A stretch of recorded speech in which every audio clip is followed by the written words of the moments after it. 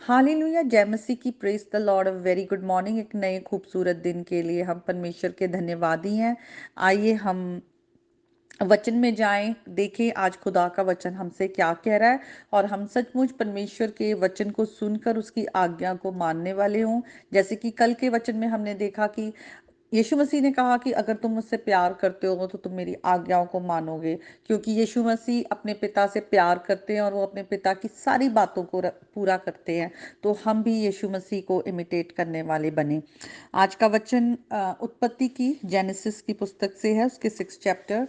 और हम देखते हैं ये नोआ का टाइम है, जबकि जिस बारे में लिखा हुआ है कि पाप बहुत बढ़ गया था। और यहाँ पे हम 5th वर्स को देखेंगे। वहाँ लिखा है, और यहोवा ने देखा कि मनुष्य की बुराई पृथ्वी पर बढ़ गई है और उनके मन के विचार जो कुछ उत्पन्न होता है निरंतर बुरा ही होता है। और यहोवा पृथ्वी पर मनुष्य को बनाने से पछताया और वे मन में अति खेदित हुआ। और तब यहोवा ने सोचा कि मैं मनुष्य को जिसकी मैंने सृष्टि की है पृथ्वी के ऊपर से मिटा दूंगा। क्या मनुष्य, क्या पशु, क्या रेंगने वाले जंतु, क्या आकाश के पक्षी, सबको मिटा दूंगा, क्या क्योंकि मैं उनको बनाने से पछताता हूँ। तो ये वचन जो है जब हम सुनते हैं तो ये कितना मतलब खुदा का जो दिल है वो कितना दुखी हुआ है मनुष्य को बनाकर, कि वो इतना पाप करता है जिसको खुदा ने इतने प्रेम से अपनी इमेज में बनाया और अपने साथ रिलेशनशिप में बनाया।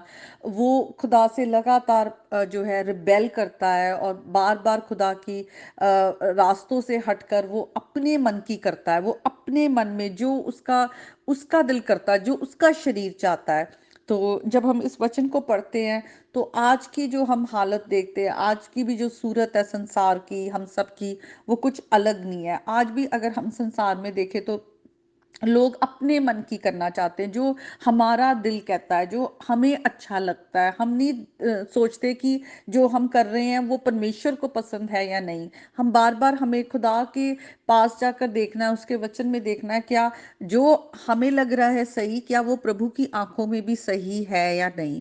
हम इस बारे में बिल्कुल नहीं सोचते, और अगर हमारे तक खुदा का वचन आता भी है तो हम उसे इग्नोर करते हैं, या तो हम सुनना ही नहीं चाहते, क्योंकि हमें पता है खुदा का जो वचन है वो हमारे जीवन पर प्रकाश डालता है।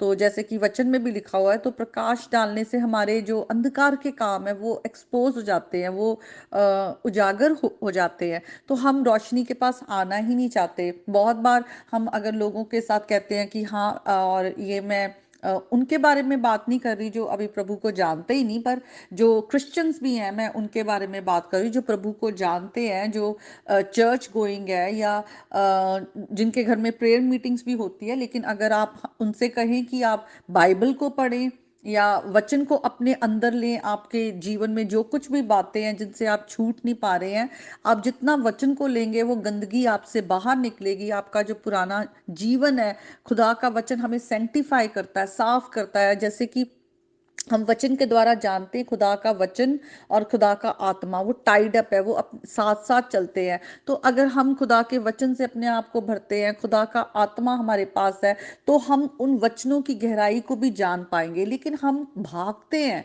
क्योंकि हम जानते हैं कि हमें अपने गलत काम नहीं छोड़ने, हम अपने लिए जी रहे हैं।